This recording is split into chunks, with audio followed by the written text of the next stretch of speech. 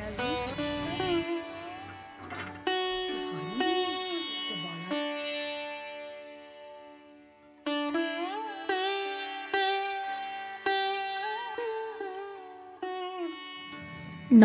বন্ধুরা, save the ক্যানভাসের আরও একটি ভিডিওতে স্বাগত আপনাদের।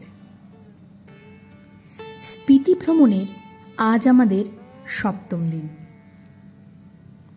গতকাল আমরা তাবো থেকে ফেরার পথে দেখেছি অসাধারণ নাকো লেক ও নাকো মোনাস্ট্রি। রাতে ছিলাম কল্পাতেই। আজ বেরিয়ে পড়েছি কল্পার সাইট সিনে।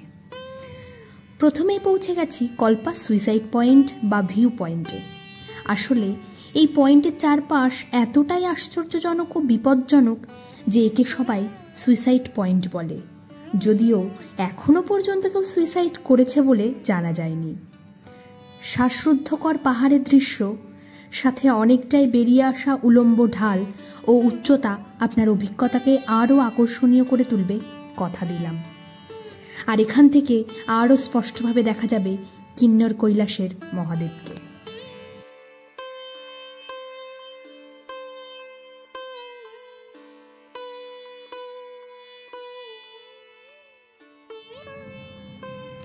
পৌঁছে গেলাম পরের গন্তব্য রঘি ভিলেজ।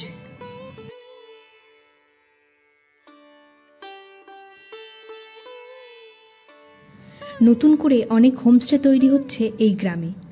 একদিকে পাহাড়ের ঢালে গ্রাম, আর অন্যদিকে রয়েছে খাদের পরে স্বর্গীয় অনুভূতি।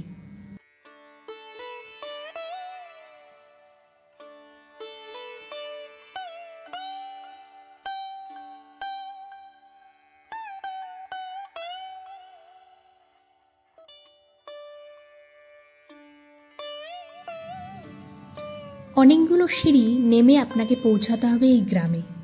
যাওয়ার পথে মনে হচ্ছিল এইরকম জায়গায় কী বা থাকবে, কষ্ট করে আর যাব না।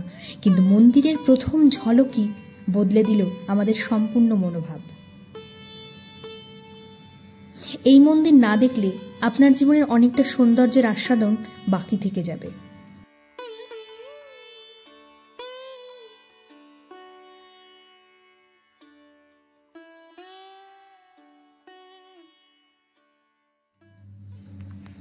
পাঁচ 5000 বছরের পুরনো এই মন্দিরের পরতে পরতে রয়েছে ভারতীয় পুরাণ ও মহাভারতের কাহিনী, রয়েছে হিমাচলী স্থাপত্যের অনন্য নিদর্শন। তাই কষ্ট হলেও এই মন্দিরটি অবশ্যই দেখে যাবেন। কয়েকটি খাড়া সিঁড়ি নেমে আপনাকে পৌঁছাতে হবে এই নারায়ণ নাগিনী মন্দিরে। মন্দিরের চারপাশের সৌন্দর্য এর অবস্থানগত বৈচিত্র্যকে আরও অন্যতম করে তুলেছে।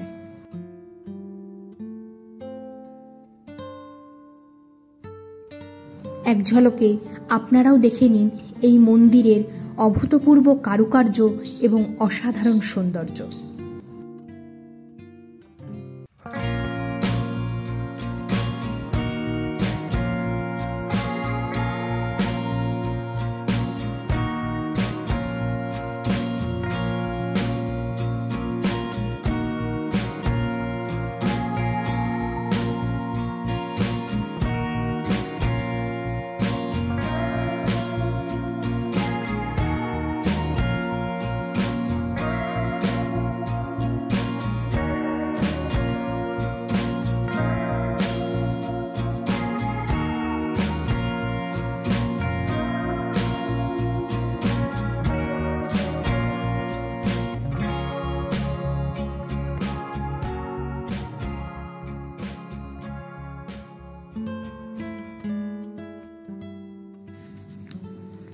পৌঁছালাম আমাদের পরের গন্তব্য কল্পা মোনাস্ট্রিতে।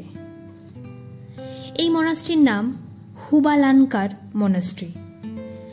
প্রায় 3500 মিটার উচ্চতায় অবস্থিত এই মনাস্ট্রি কানাম গ্রামের মধ্যবর্তী স্থানে অবস্থিত। এই গ্রামে রয়েছে বেশ কিছু হোটেল এবং হোমস্টে। আপনারা এখানে এসেও রাতে থাকতে পারেন। আগের থেকে হোটেল বুক না করলেও এখানে এসেও পেয়ে যেতে পারেন। তিব্বতীয় কালচার ও ট্র্যাডিশনের মেলবন্ধন এই হুবালানকার মোনাস্ট্রি। এই মোনাস্ট্রির পরিধি খুব বেশি নয়, কিন্তু এর অবস্থানই একে অন্যতম করে তুলেছে। আর তার সাথে জুড়ে গেছে এই স্থাপত্যের কারুকার্য।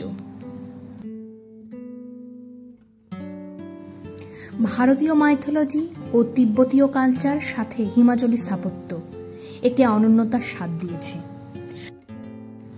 মন্দিরের স্থাপত্য লক্ষ্য করলেই বোঝা যায় কত প্রাচীন এই স্থাপত্য শিল্প। কাঠের উপর খোদাই করা এই শিল্প, আর তার পাশেই কল্পার বরফে মোড়া পাহাড়ের চূড়া থেকে বিচ্ছুরিত হওয়া অপার্থিব আলো এই দর্শনকে করে তুলে পরিপূর্ণ। মন্দির এখন বন্ধ থাকায় ভেতরে যাওয়া হলো না, কিন্তু তাতে একটু আক্ষেপ নেই, কারণ বাইরের সৌন্দর্যই সম্পূর্ণতা দান করেছে। এখন দুপুর 2টো বাজে। সামনের কোথা থেকে করে নেব লাঞ্চ। যাওয়ার সময়ের দেখা প্রথম যে ঝর্ণা, তাকে বিদায় জানালাম। ফেরার পথের শেষ বিদায়। বিদায় কল্পা। এক এক করে 7 দিন আমরা কাটিয়ে দিয়েছি স্পিতি ভ্যালির বুকে।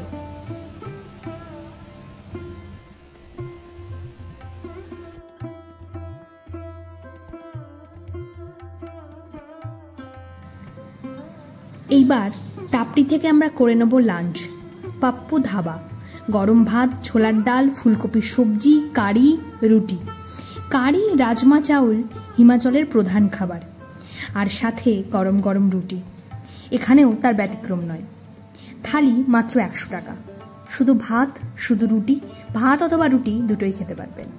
আমরা যথারীতি আমাদের একটু লেবু লঙ্কা নিয়ে খাবারটাকে নিজেদের মতন করে নিলাম। গরম খাবার খুব একটা মন্দও লাগলো না। আবারও অর্ধঝুলন্ত পাহাড়ের গা ঘেঁষে বিচিত্র রঙের পাহাড় দেখতে দেখতে ছুটে চলেছি ফেরার পথে। এই হ্যাঙ্গিং ক্লিফই হলো স্পিতির প্রধান আকর্ষণগুলির মধ্যে অন্যতম, আর আমাদের ড্রাইভার দাদার সুনিপুণ হাতের গুণে পথের কষ্ট অনুভূত হয়নি একটুও। জাল বিছানো আপেলের রাজত্ব মাতিয়ানা থেকে সামান্য এগিয়ে আমরা রইলাম ফাগুতে। আপনারা সোজা সিমলা গিয়েও রাত থাকতে পারেন। আমরা রইলাম হোটেল মানাসে। রুম ভাড়া 1200 টাকা, যদিও আমরা 1100 টাকায় ছিলাম, কেননা রুমগুলো ফাঁকাই ছিল। হোটেলের অবস্থা এবং রুম সবই ভালো। যাই হোক, ভিডিওটি কেমন লাগলো অবশ্যই জানাবেন। ভালো থাকবেন, লাইক, কমেন্ট এবং সাবস্ক্রাইব করবেন। গুড নাইট, নমস্কার।